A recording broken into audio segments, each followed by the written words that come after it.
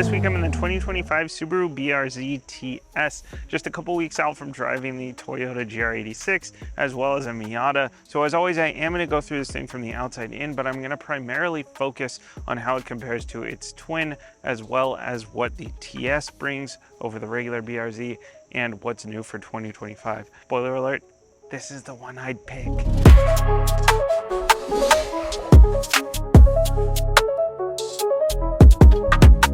For 2025, there's a new Series.Purple special edition, which is a lot like this TS here, but it's, well, purple. And it comes with a couple of extra performance bits, like an STI short shifter and some extra chassis bracing. Outside of that special edition, 2025 limited trim BRZs get red accents on the interior now, and the sport mode button that was previously only available on automatic transmission equipped vehicles is now on the 3-pedal variants as well. Bit of a bone to pick with that one, but we'll get to that during the drive. My tester here is a TS, as I mentioned, which stands for Tuned by STI. And where Subaru decided to make this its own trim level, Toyota's equivalent is the GR86 Premium with the Performance Pack. So they made it into a package on top of their top spec being the Premium, whereas Subaru's bottom spec is the Premium.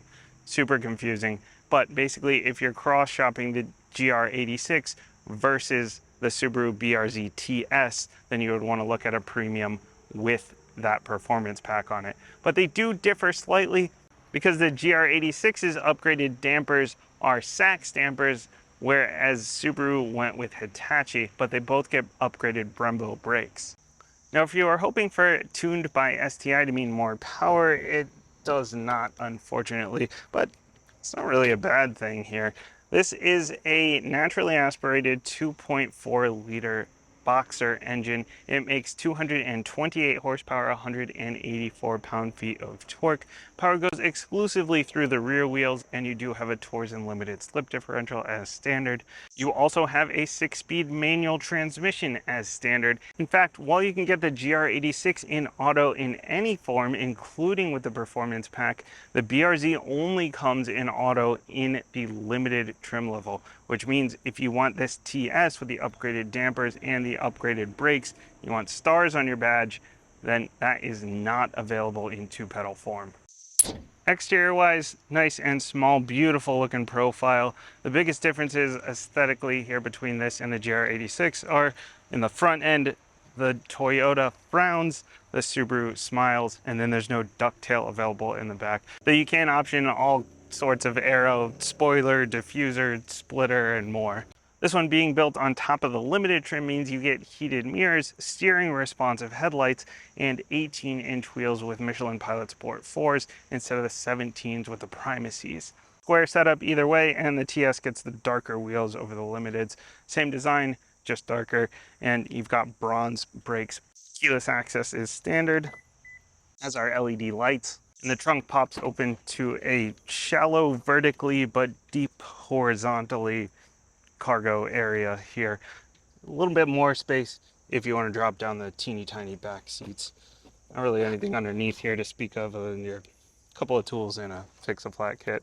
No spare, of course, none expected. No 12 volt, no compressor, nothing fancy, not even a grab handle. Then your key fob is, of course, nothing too fancy, but it is solid, which I appreciate, and it is simple, just your standard lock, unlock, and you can't even pop the hatch. The interior is nice enough. We've got the leather and suede seats here up in the upper specs. Got the blue because of the TS.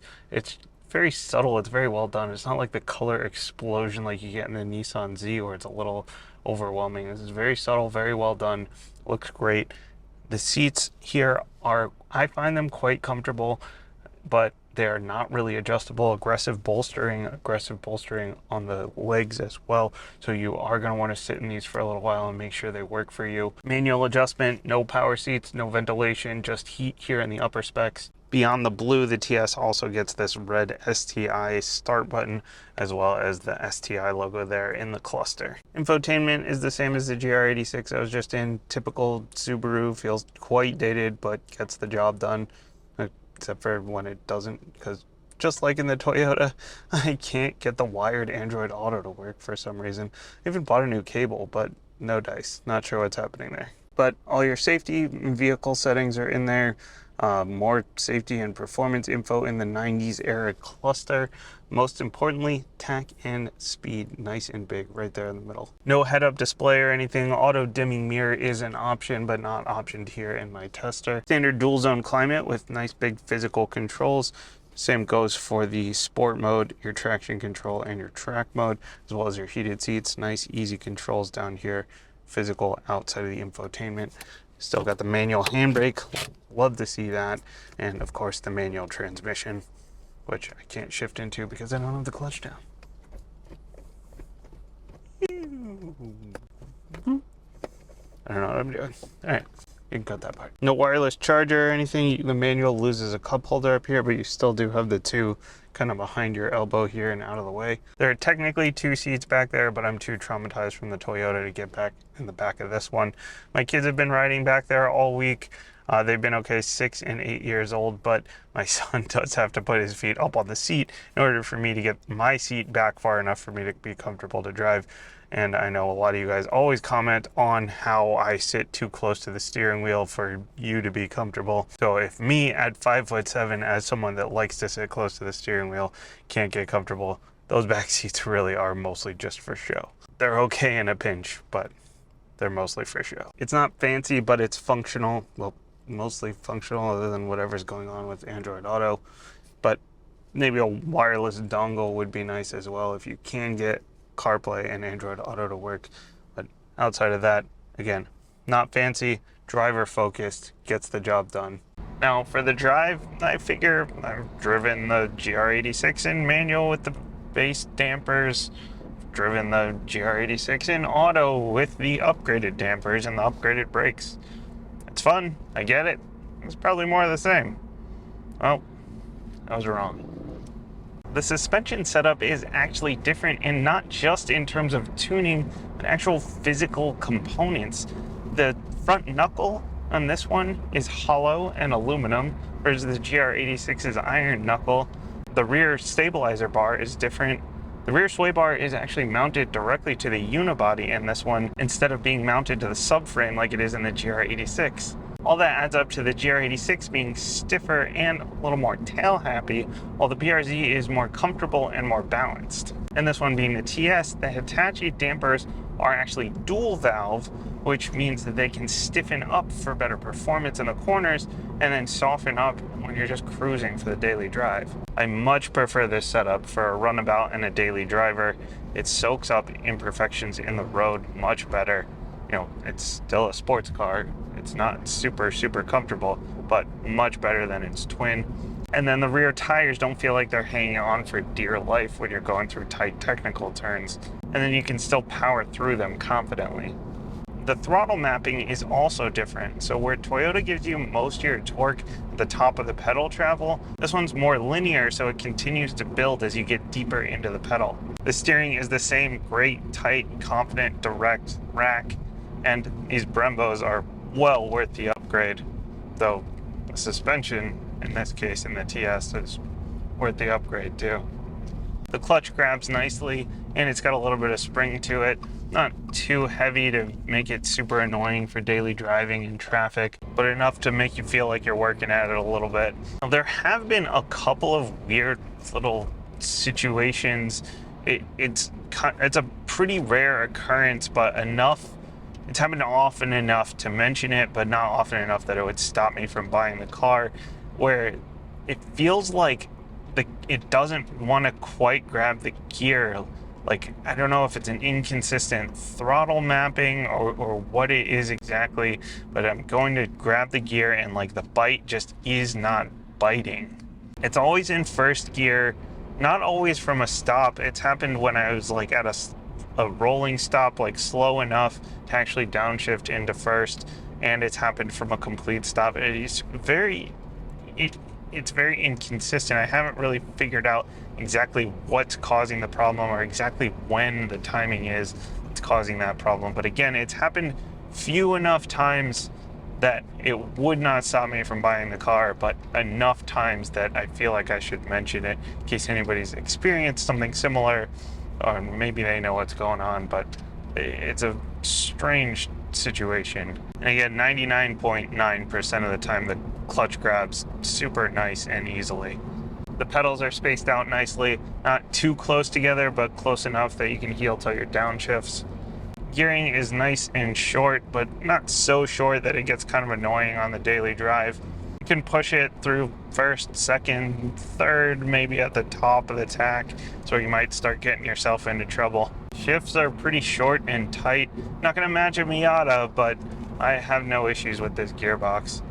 The sport mode button I mentioned was previously only on autos, is now on the manual, and the press materials call it out as sharpening up your throttle response.